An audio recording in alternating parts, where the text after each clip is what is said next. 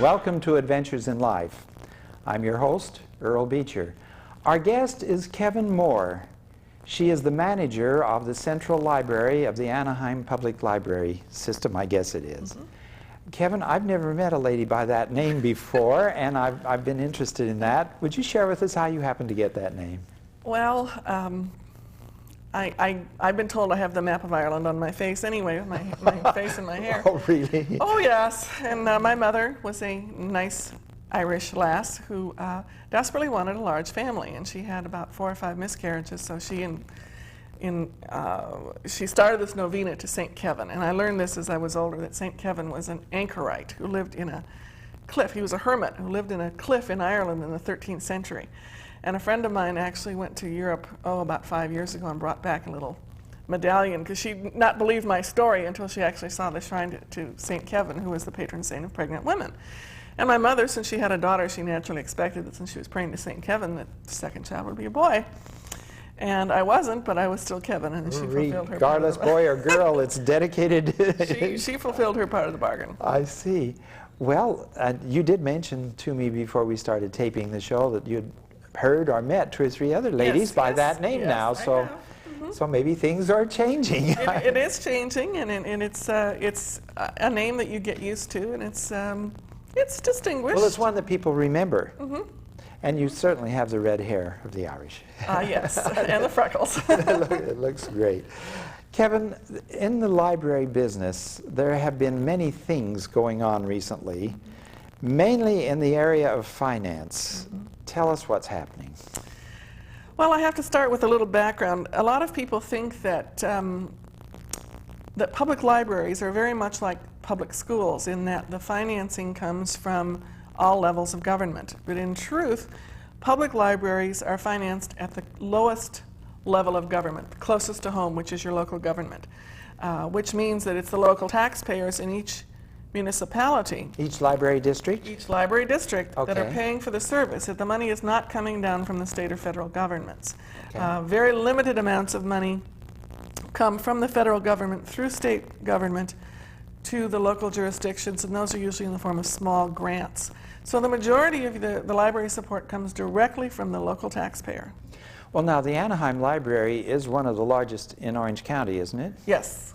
We have 5 library branches, and it is a municipal library. And you're in the largest branch of the library, yes. The Central Library at Anaheim is a fairly large library. We have over 200,000 volumes. We're also a government depository for both federal and state documents. Oh, that's good to know. And we have a unique claim to fame in that we are one of 2 Disney depositories worldwide. Say that again. I want to hear that again. We're a Disney depository.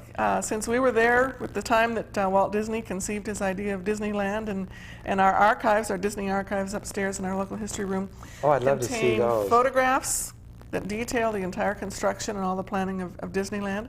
We have memorabilia that they've provided us with. We have all kinds of little Disney buttons, and even things when they had their one employee strike. We have a strike button, which I'm sure didn't please the Disney folks too much, but it does add interest I to our cannot collection. conceive of an employee strike at the happiest place on earth, you know.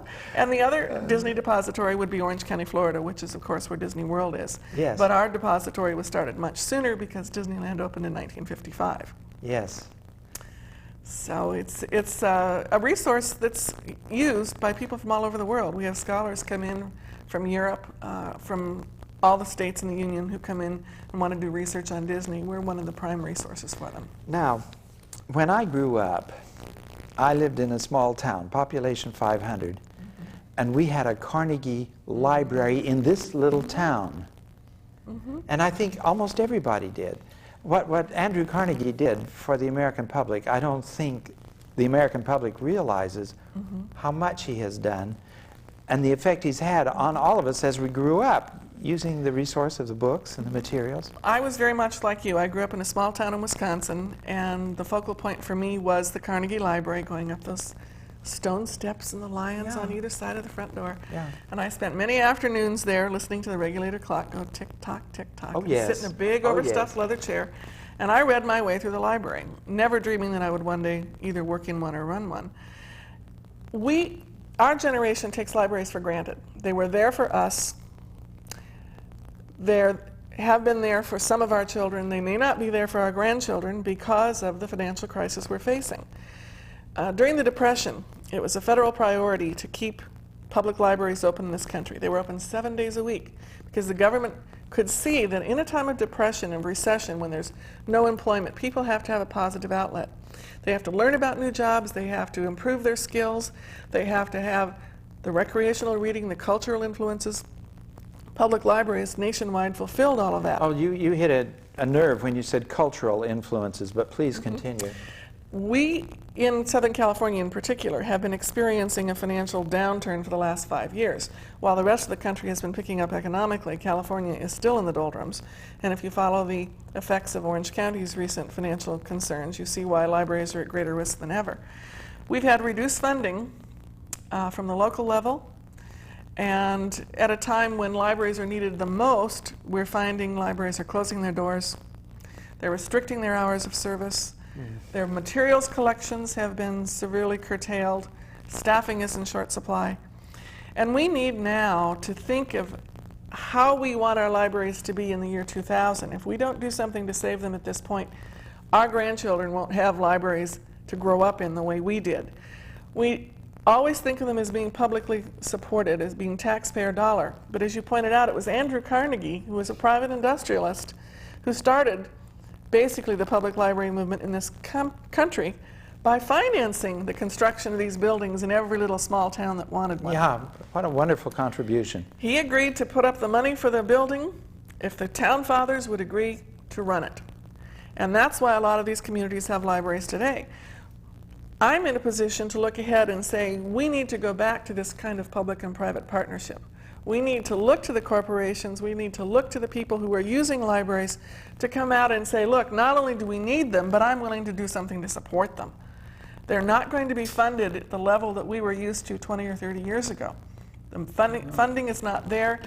Everyone's concerned about public safety, everyone's concerned about other very critical issues, which I agree with, Yes. but I feel that the libraries have been taken for granted and are now being shortchanged in the public process. Now, in the case of your own library and the one at the university where I was teaching, I know that they cut back on the budget, so the staff was reduced by more than half, almost to less than a third of what we had before at the university. I don't know what your situation is. You can fill us in. And then the funding for books was almost no hard copy. Everything was electronic now. They have that at the university. The whole North Branch has no hard copy. And now that's in a public library, it's not going to work the same because for children, you know. And the public libraries and university libraries are serving different clientele. There is some overlap for the public library because we do serve many college students. But we're serving people from the age of birth through senior citizen. Yes. We have an extremely large program of services for children. And that's our future. That's what we're interested in. We have toddler time story times, we have preschool story times, we have book clubs for children. Now most of these are by volunteer help, aren't they? No, well, because you need to have the professional staff there to pick the right materials. You have to, because when you think about it, the needs of a child who is 3 are going to differ greatly from the needs of a child who is 5.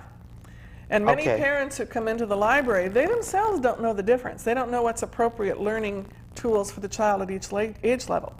Professionally trained librarians who understand child development, child psychology, the learning process, as well as all the materials, they match the materials to that child's needs and guide the parents through the process of helping that child. California is one of the leaders in the, homeschool movement. Homeschoolers. Homeschool. The homeschool movement. Taking the children out of the public school? And they're being taught at home by their parents.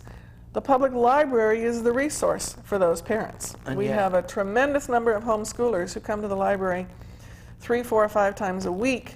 They get their resource materials for teaching. It encourages the children to read.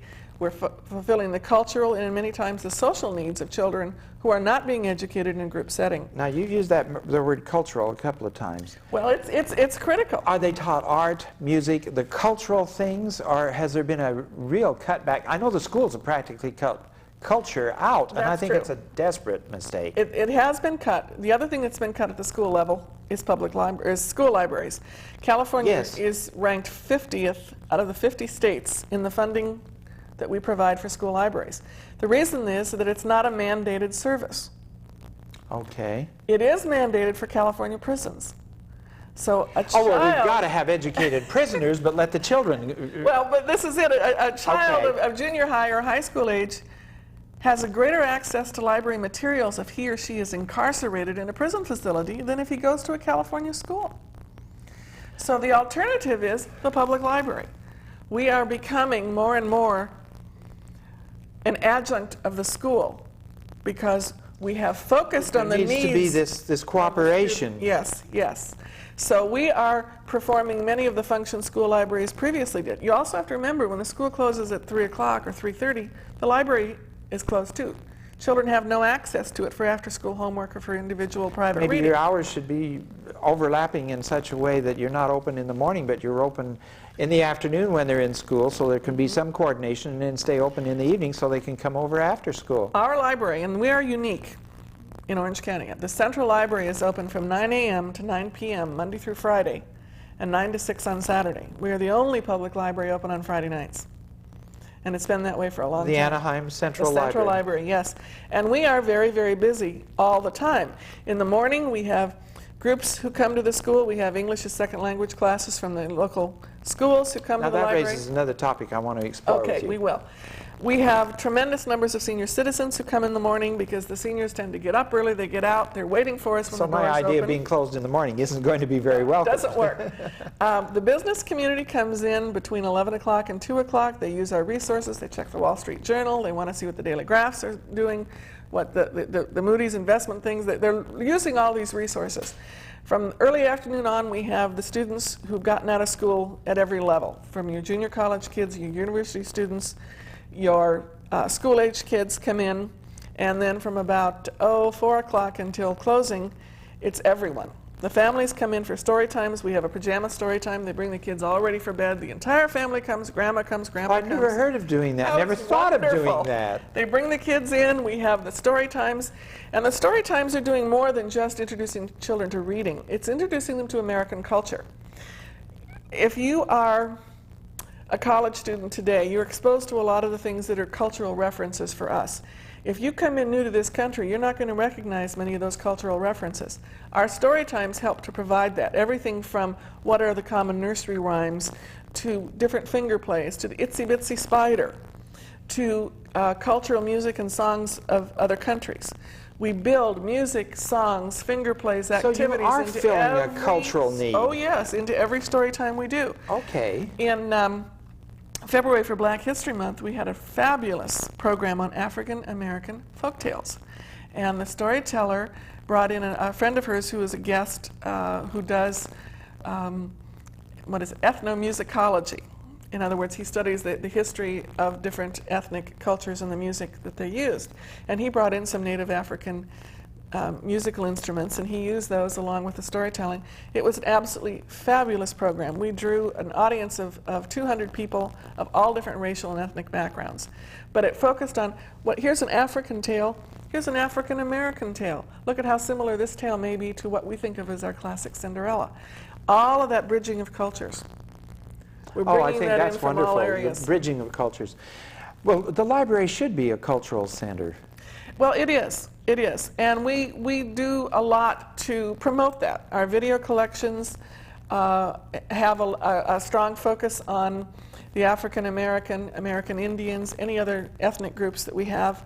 Anything that's available, we try to put into that collection. We're not Ghostbusters 2 from Blockbuster. We don't have that kind of thing. So don't think you're going to rush down there. We can get that at the local Blockbuster Yes, store. you go to Blockbuster. You come to us for what is needed in your life, for the cultural, the recreational, the informational, the educational needs.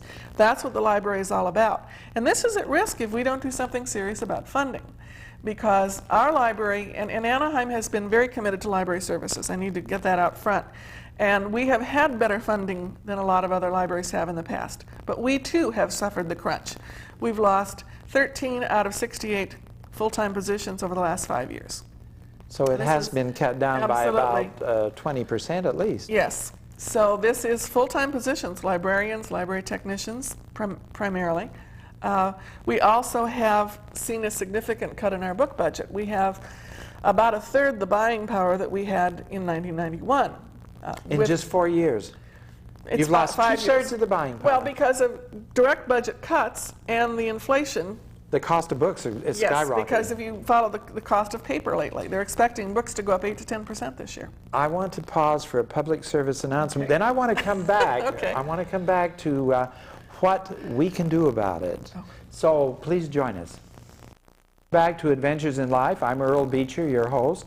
Our guest is Kevin Moore, and she is the manager of the Central Library in Anaheim. Mm-hmm.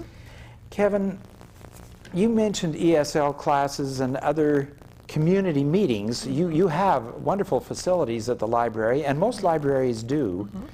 where people can come and have meetings for community things, cultural things. The ESL classes makes me think. I would like you to tell us your experience, because I think it's a public conception that we have a lot of recent immigrants into Southern California who want to come and maintain their own culture, their own ethnicity, mm-hmm. who do not want to become part of mainstream. I haven't found that at all.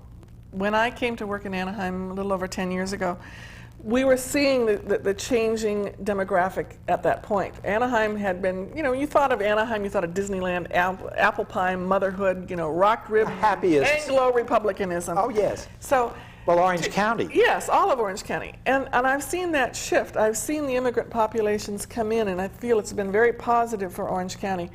I've had to change some of my misconceptions. After I was there about 4 years, we noticed how many more Hispanics were using the library, and I thought, well, gee, we've got a wonderful staff person who speaks fluent Spanish. Let's do some Spanish language story times. Bring these people into the library. So we did. We had a wonderful Spanish language story time, and people came, and it was, you know, not a large number, but they're very polite, very receptive, and very appreciative. But after about the 5th or 6th week, a couple of women came up to me and they said, well, you know, we'd like to talk to you about the story time. And I thought, oh my heavens, I've offended someone. And I said, no, we really like the story time, but we want you to do it in English. And I said, what? Well, we thought we were appealing to the Hispanics. She says, no, we're new here. We want to learn English. We want to learn to be Americans. We want to learn American stories, American songs. We have the Spanish stories and the Spanish songs at home, or if it was Mexican or Latin American, whatever. We have that in our home. We come to you because we want to learn to become Americans. So the melting pot is still working. It is still working, and you see it now. So now when we do our pajama story time, our toddler times, our book clubs for children, mm-hmm. it is in English. It's not ignorant or ignoring the other cultures, because we do have certain focus stories, or we'll do a story in English, then do it in Spanish. On your staff, you have people who speak almost every language. Oh, absolutely. I have 2 librarians who are fluent in Spanish. I have a technician, actually 3 librarians out of 8 who are fluent in Spanish. I have a library technician, 2 technicians who are fluent in Spanish. I have 2 other staff who are in the process of learning the language. I have staff who speak Russian, who speak Arabic, who speak French, who speak German, Tagalog. How about Vietnamese, Chinese, Chinese, not Japanese. Our experience has been that most of the Japanese Americans here, they're 4th, 5th generation. They've been with us a long time. They speak English probably better than we do. Oh, true. With my little verbal lapses here. But that hasn't been a problem. We do have a lot of Vietnamese immigrants. And again, we have our English as a second language classes. And the people come in, they are so eager to learn. I did get a $5,000 grant from the state last year for materials for new immigrants, and that was targeted for the Spanish-speaking population. And we bought books on on immigration law, books on landlord-tenant law, books on and audio tapes on learning English, career guides, how to apply for a job, how to do a resume, how to interview. We bought materials on parenting and nutrition.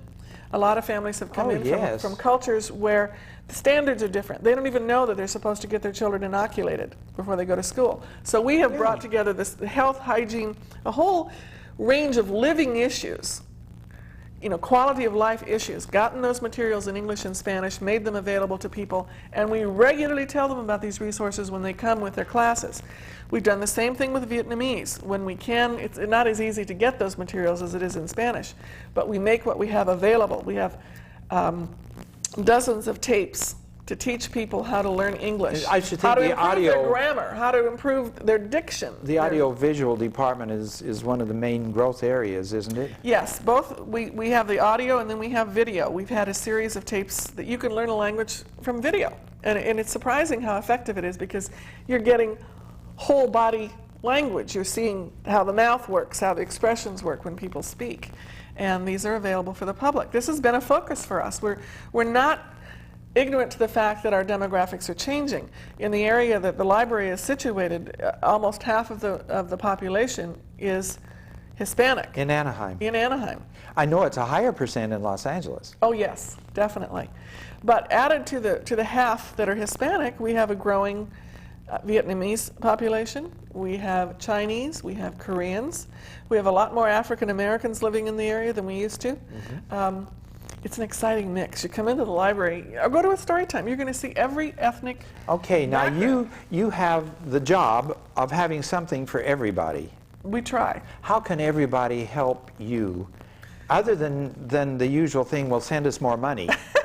What else can parents and grandparents and people like that do? You have some, I know, some good ideas on the subject. Well, I think first of all we have to change our mindset. We have to realize that if we want libraries to be as we experienced them, if we want to derive the benefits for our grandchildren that we derived as children, to have that library always open, have the books, the resources available, we have to realize we can't look to the public sector, to the taxpayer, to bear the entire burden. Libraries are meant to be free and open as much as possible. That doesn't mean that we can't go into a public and private partnership. All libraries, no matter how small, have a Friends of the Library group. If they don't have a Friends of the Library group, get involved and start one. That's the first thing.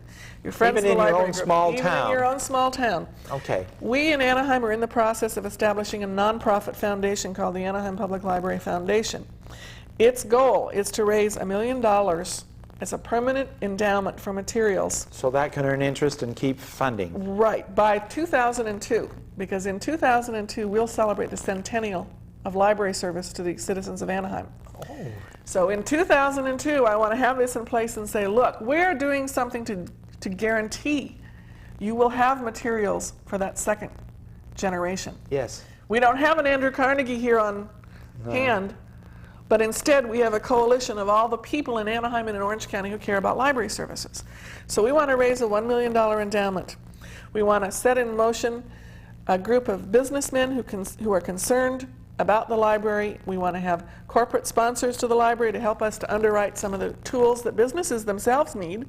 Yes. And maybe 5 businesses go together and they underwrite the cost of one expensive tool that none of them could afford individually.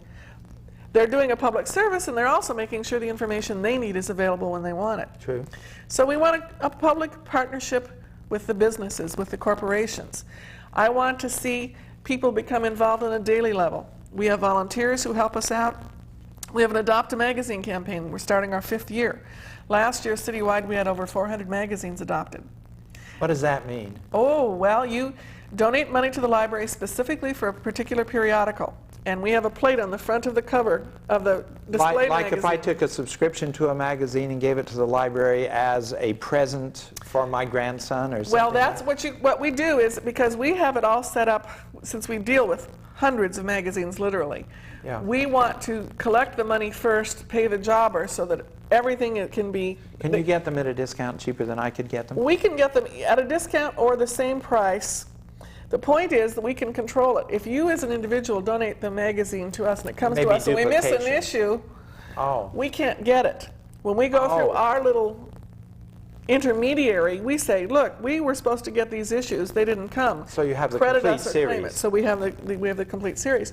It also enables us to keep track so we don't get the duplicates. Kevin, you mentioned to me something else, that grandparents often make donations in the name of the grandchild, and that as children grow up, maybe the parents have toys as well as books and things that the child doesn't use anymore.